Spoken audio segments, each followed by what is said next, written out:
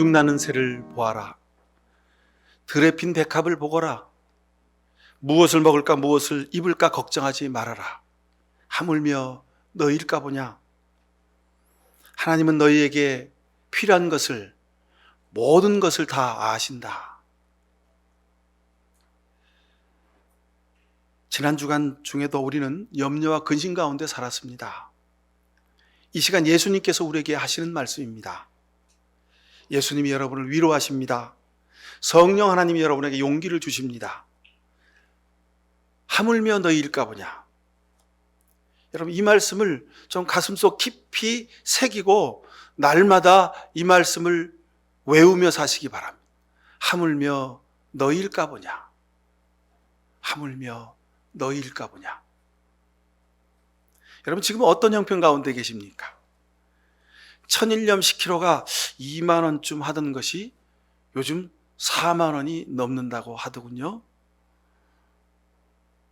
옛날에 로마 군인들이 월급을 소금으로 받았다던데, 그래서 셀러리맨이라고 하는 단어의 어원이 됐다고 하잖아요. 근데 아마 그런 시대가 다시 오지 않을까, 그런 생각이 들 정도입니다. 모든 물가도 다 오르고 이자도 오르고, 그런데 월급은 그대로고, 그래서 여러분 살기가 쉽지 않으시죠? 그죠? 모자라서 늘 헐떡일 때가 많습니다. 또 어떤 분들은 또 순풍에 돛을 단 듯이 형통하고 순탄한 삶을 살기도 합니다. 험산 줄령을 만나서 고난의 개골창에서 주저앉아서 흘릴 눈물도 없는 그런 기도 가운데 있는 분도 있습니다. 감당할 수 없는 일을 만나서 수처럼 새카만 심정으로 기도를 드리는 분도 있습니다. 하지만 그럼에도 불구하고 바로 지금이 은혜의 때요, 구원의 때임을 잊지 마시길 바랍니다. 요한복음 15장 16절에 보면 너희가 나를 택한 것이 아니라 내가 너희를 택했다고 말씀하고 있습니다. 내가 너희를 택했고 너희를 불렀고 너희를 세웠노라, 주님이 말씀하셨습니다. 그러니 여러분, 우리를 부르시고 선택하시고 우리를 세우신 하나님이 우리를 그냥 내버려 두지 않으실 것입니다. 열매 맺게 하시고 응답하시고 이루어 주실 것입니다. 선한 일을 시작하게 하신 분이 하나님이십니다. 그러니 이 일은 내가 하는 것이 아니요 나를 통하여 하나님이 하십니다. 그러니 반드시 이루어 주실 줄로 믿습니다. 이 어려운 시대에 가정을 책임지고 열심히 일하고 회사를 책임지고 열심히 일하고 학교에서 열심히 공부하고 이렇게 살게 하신 이유가 있습니다. 여러분, 사노라면 늘 모순투성이의 현실을 만날 때가 많이 있습니다. 사람 때문에 상처받고 아파하고 고통당하고 근심당할 때도 많이 있죠. 돈이 우리를 힘들게 어려울 때도 많이 있습니다. 하지만 이런 외적인 여러 가지 환경과 조건 속에서 우리를 믿음으로 살게 하신 이유가 있습니다. 그것은 그 사람이 악한 사람이고 그 환경이 어려운 환경이어서 문제가 아니라 하나님이 여러분을 통해서 사람 넘어 계시는 하나님, 문제 그 속 깊이에 계시는 하나님을 만나게 하시려는 하나님의 깊은 뜻이 있음을 여러분 보실 수 있길 바랍니다. 저는 시편 말씀 읽을 때마다 이거 시편이 없었으면 어떡할까 그런 생각을 합니다.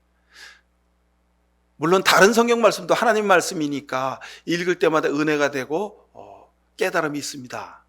근데 다른 말씀들은 이렇게 전후 좌우 문맥이 있어야 되는데 시편은 그냥 펼치기만 하면 구구절절이 은혜가 되는 말씀이 너무도 많이 있습니다. 여러분, 그러니 하루하루 살다가 팍팍하고 힘들고 이거 어떻게 하나 근심 걱정 염려 가운데 빠질 때 여러분 무조건 시편을 펼치세요. 그 시편을 그냥 읽으세요.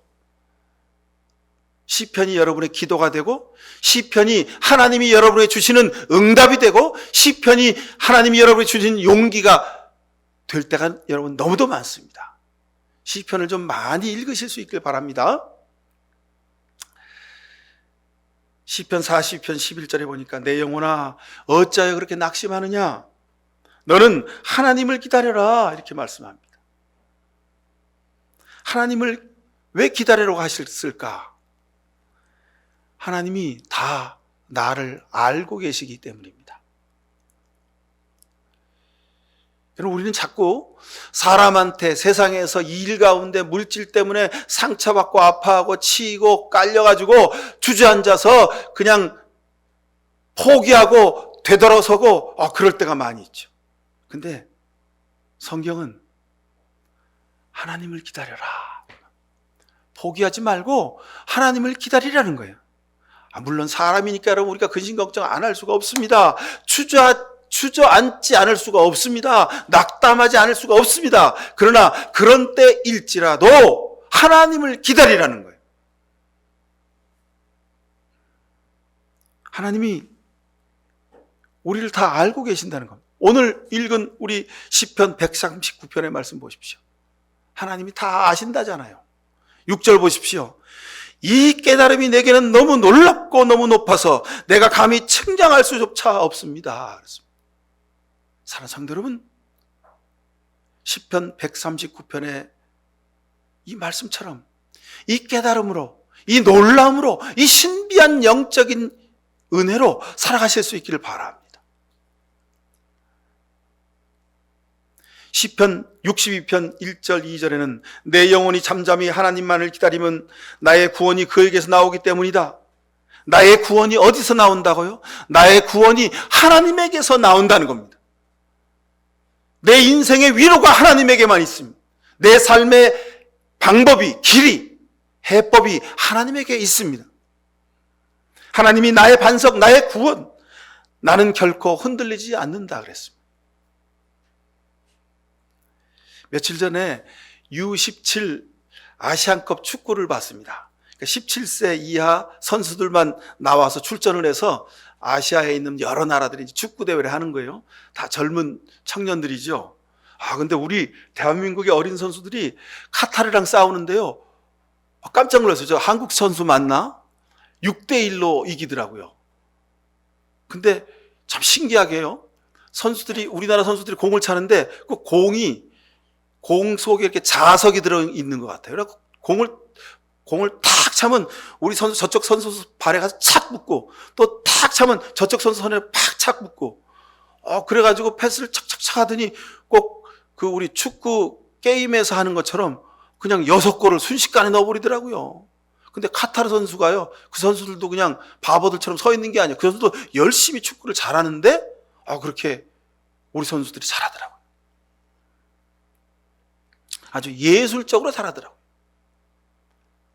여러분, 축구를 잘해도 이렇게 보기에 아름다운데, 여러분, 우리가 세상에서 인생의 축구를 하는데 우리가 골을 잘 넣고 패스를 잘하고 경기를 잘 풀어가면, 인생의 경기를 잘 풀어가면 우리를 다 아시는 하나님이 얼마나 기뻐하실까요?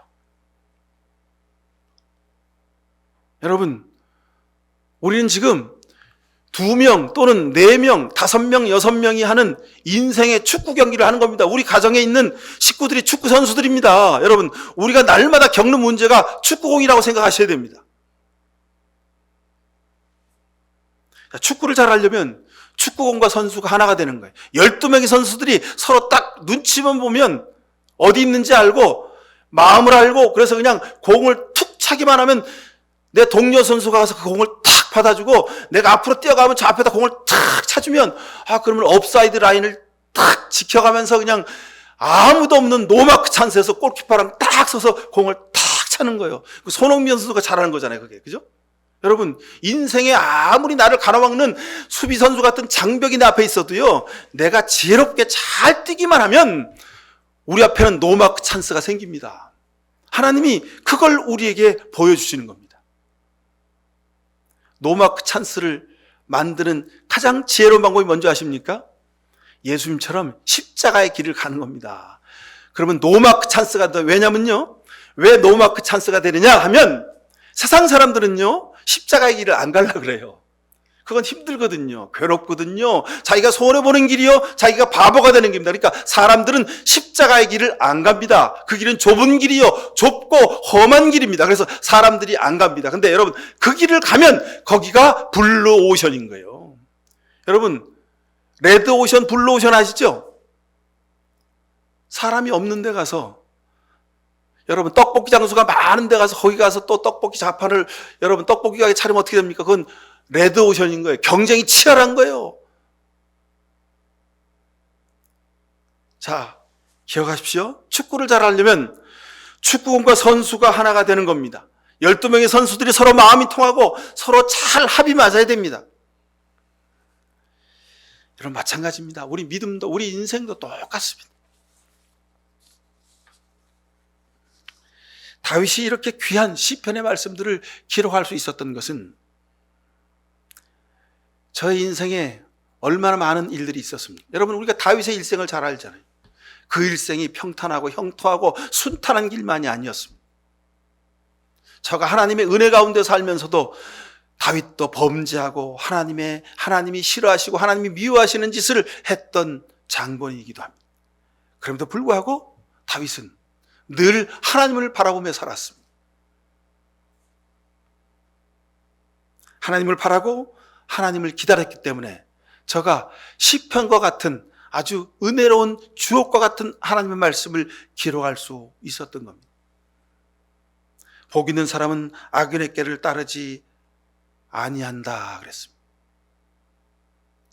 다윗도 악인의 길을 따르고 싶었겠지요. 악인의 길을 따르면 성공하는 사람들, 잘 나가는 사람들, 높은 데로 잘 올라가는 사람들, 세상의 부귀와 영화를 누리는 사람들 많이 봤겠지요. 그래서 다윗도 악인의 길을 쫓고 싶었습니다. 그러나 쫓지 않았습니다. 아니요, 다윗도 쫓아봤습니다. 자기 육신의 욕망을 채우려고 자기 부하를 충복을 죽이고 그 죄를 감추다가 자기 아들이 죽은 다음에 하나님 내가 잘못했습니다라고 하나님 앞에 두 손 두 발 다 든 것을 여러분 아시죠? 그래서 다윗은 악인의 길을 쫓지 않는 사람이 복 있는 사람이다. 의로우신 나의 하나님, 내가 부르짖을 때에 내게 응답하여 주십시오. 주님, 나를 대적하는 자들이 어찌 이리도 많습니까? 주님, 새벽에 드리는 나의 기도에 귀를 기울여 주십시오. 주님, 새벽에 드리는 나의 기도에 응답해 주십시오. 여러분, 새벽에 기도를 드린다, 새벽 시간에 기도한다, 이 말은 뭡니까? 여러분, 새벽은 뭡니까? 어둠이 끝까지 가 있는 시간을 말합니다. 빛이 도무지 오지 않을 시간, 가장 어두운 시간이 새벽입니다. 여러분, 지금 동트기 직전에 가장 어둠의 시간이 있다고 생각되십니까? 아무것도 내가 바랄 수 없는 중에 있다고 생각되십니까? 다윗은 이렇게 고백합니다. 주 나의 하나님, 내가 주님께로 피합니다. 나를 구원하여 주소서. 주 우리 하나님, 주님의 이름이 온 땅에 어찌 그리 위엄이 넘치는지요. 주님께서 손수 만드신 큰 별과 하늘과 주님께서 친히 달아나오신 저 달과 별들을 내가 봅니다. 그럼 달과 별들 뿐이겠습니까? 이름 없는 들불조차도 저렇게 푸르고 싱싱하게 아름답게 잎을 내고 꽃을 피우고 열매 맺는 것을 여러분, 하물며 너희일까 보냐, 주님이 우리에게 말씀하셨잖아요. 여러분, 그런 지금 어떤 근심, 걱정, 염려, 아픔 가운데 있을지라도 여러분, 주님을 향하여 여러분의 손을 들고 기도하시기 바랍니다. 주님을 의지하십시오. 주님께 구하십시오. 주님이 여러분을 다 알고 계십니다. 주님, 나의 마음을 다 바쳐서 감사를 드립니다. 가장 높으신 주님, 내가 주님 때문에 기뻐하고 즐거워하며 주님의 이름을 노래합니다. 세상의 일들 때문에 기뻐하며 감사하는 일들은요,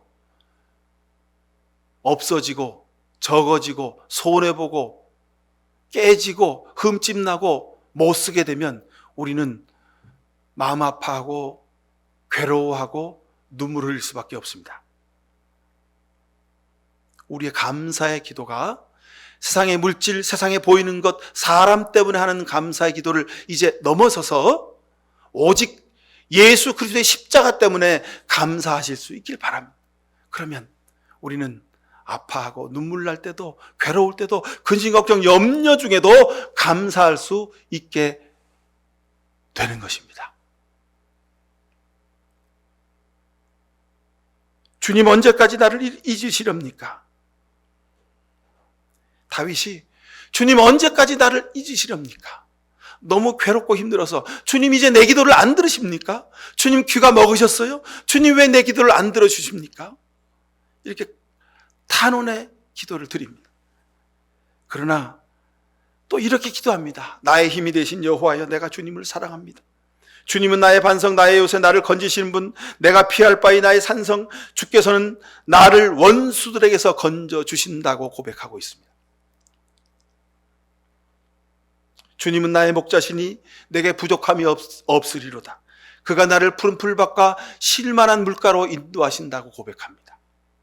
사랑하는 여러분, 우리가 세상 살면서 눈에 보이는 것 때문에 기뻐하고 슬퍼하고 아파하고 우리가 신나하고 즐거워하기도 합니다.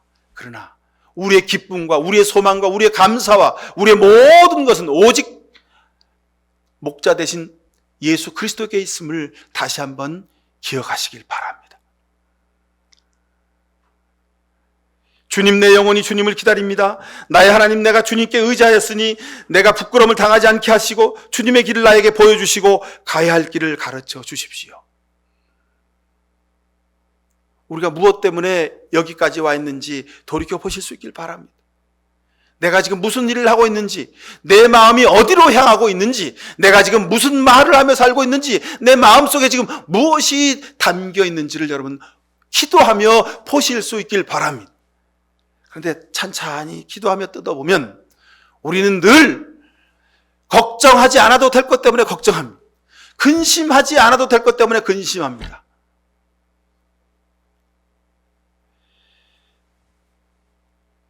내일 일은 내일에 맡겨두십시오. 내일 내가 살아있을런지도 모르고 내일은 내가 어떻게 해야 될지 아직 우리가 알 수 있는 것들이 하나도 없습니다. 그런데 우리는 자녀들을 보면서 제가 6개월 뒤에 1년 뒤에 중학생이 되고 고등학생이 되고 대학생이 되고 앞으로 5년, 10년, 15년, 20년 뒤까지 걱정을 합니다. 여러분 붙들어 매세요. 그냥 내려놓으세요.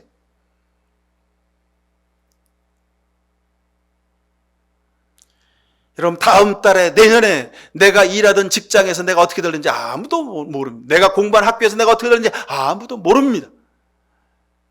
내 생명과 내 건강과 내가 하고 있는 모든 것들이 어떻게 되는지 아무도 알 수가 없습니다. 그런 여러분, 알 수 없는 것을 가지고 우리가 앞당겨 가지고 우리가 걱정, 근심, 염려하고 안달복달을 합니다.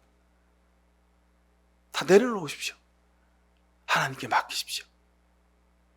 하나님이 어떻게 하신다고요? 다 알고 계신답니다. 나보다 나를 더 잘 아시는 하나님이 나보다 우리 자녀들을 더 잘 아실 것이고, 나보다 내 남편을, 나보다 내 아내를, 나보다 내 형제 자매들을 더 잘 아시는 것을 믿으시길 바랍니다. 이것이 하나님께 맡기는 것입니다. 주님, 나를 사타치 시험하여 보십시오. 나의 속 기쁜 것과 마음을 시험해 보십시오. 그랬습니다. 하나님이 지금 나를 시험해 보시는 거예요. 도대체 너는 나를 의지하고 있느냐? 너의 삶의 모든 것 가운데 중심에 진실로 하나님을 의지하며 사느냐? 하나님이 나를 시험해 보신다는 겁니다. 그러니 내가 지금 겪고 있는 많은 문제들 가운데에 하나님이 나를 시험하시는 것을 깨달아 아시고, 오늘 6절에 있는 말씀처럼 이 깨달음이 내게는 너무 놀랍고 너무 높아서 내가 감히 측량할 수 없다고 말하는 것처럼, 여러분 하나님이 여러분을 시험하고 계신 것을 깨달아 아시고 하나님 앞에 무릎 꿇어 하나님께 전적으로 맡기며 살아가실 수 있길 바랍니다. 여러분, 하나님께 맡기지 않고 내가 하다가 잘못되면 그건 내가 잘못한 것입니다. 그러나 하나님께 전적으로 맡기며 하다가 잘못되면 그건 내가 잘못한 것이 아니요 하나님이 잘못하신 것이 되는 겁니다. 그러면 하나님이 당하시게 되는 겁니다. 하나님이 급하신 것이지요. 아브라함아, 내 아들 이삭을 나한테 맡겨라. 예, 알았습니다. 아브라함은 아무 군소리 없이 이삭을 데리고 모리아 산으로 올라갔습니다. 제단을 쌓고 그 위에다가 아들 이삭을 올려놓고 칼을 들어서 아들의 심장을 향해서 내리꽂습니다. 이삭이 아버지 아브라함의 칼에 맞아 죽으면 어떻게 됩니까? 세상 모든 사람들일 거 아니야. 아유, 저 노인네 100살의 아들 얻었다고 그렇게 좋아하더니 아이고 지가 믿는 하나님이 죽이라 그래서 갖다 바쳤대. 그래가지고 제단에서 불태워 죽이고 저거 내려왔대. 아유, 저 노인네 저 하나님이 도대체 어떤 하나님이야? 세상 사람들이 그렇게 놀릴까 봐 하나님이 급하셨어요. 그래서 아브라함아 하나님이 아브라함을 2번이나 급하게 부르셔서 꼼짝하지 말아라. 이삭에게 손대지 말아라. 내가 모든 것을 준비했으니 이제 그만두거라.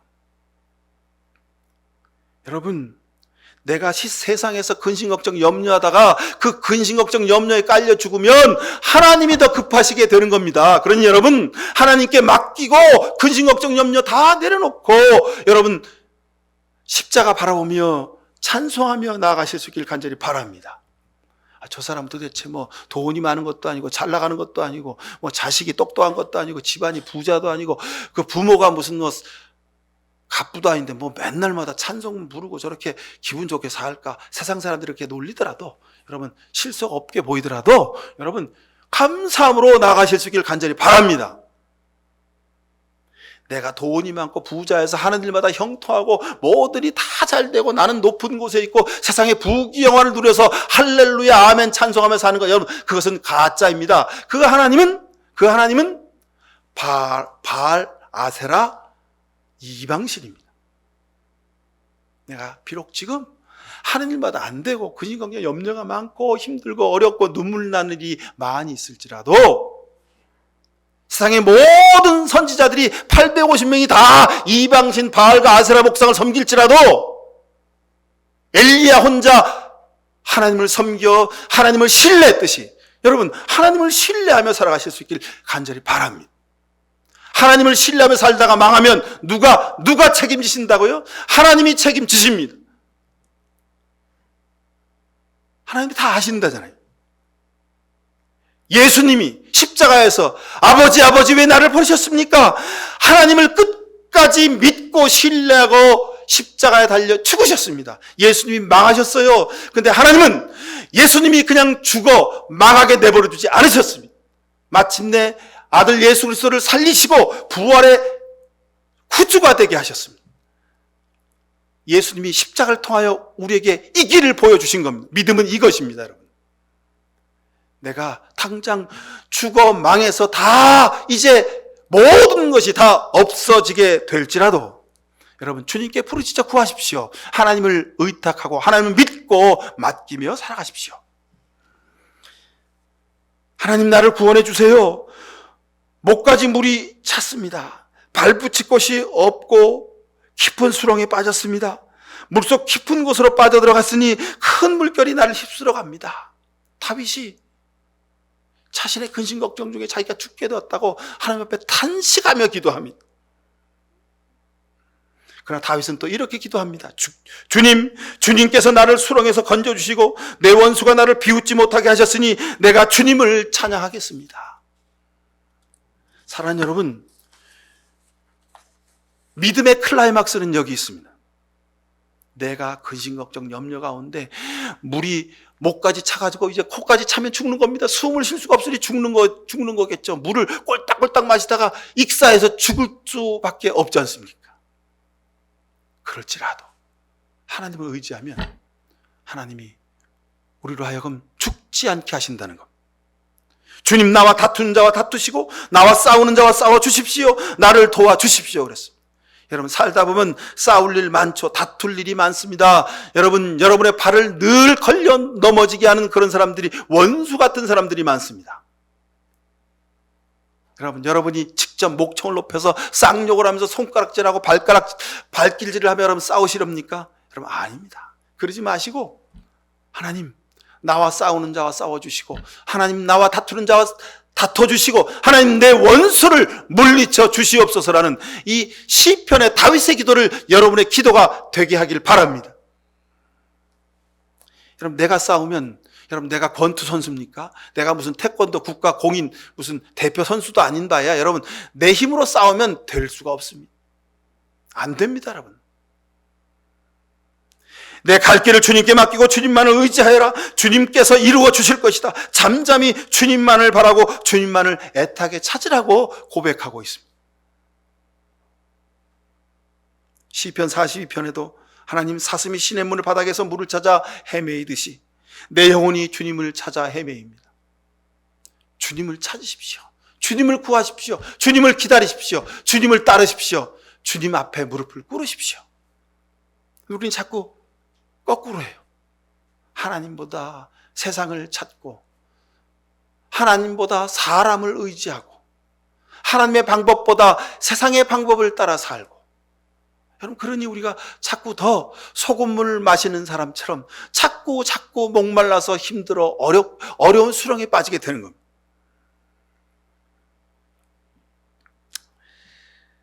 아브람을 보고 계셨던 주님, 이삭을 보고 계셨던 주님, 야곱을 보고 계셨던 주님, 요셉을 보고 계셨던 그 주님, 다윗을 보고 계셨던 그 주님이, 그 하나님이 여러분을 보고 계심을 믿으시길 바랍니다. 이집트에서 고통 중에 있던 히브리 백성들의 기도와 그들의 한탄을 들으시고 하나님이 저들에게 응답해 주셨습니다. 출애굽의 하나님이 오늘 우리의 하나님도 되십니다. 십자가에서 고통당하시는 그 예수님의 절규의 기도를 들으시고 그 하나님이 예수님을 살려내셨습니다. 하나님을 의지하고 믿다가 여러분이 자빠지고 넘어지셨습니까? 여러분, 하나님을 기다리십시오. 다 보고 계신 하나님이 책임지시고 해결해 주실 줄로 믿습니다. 예수님을 사흘 만에 살리셨듯이 여러분의 기도 가운데 하나님이 여러분을 살려주실 줄로 믿습니다.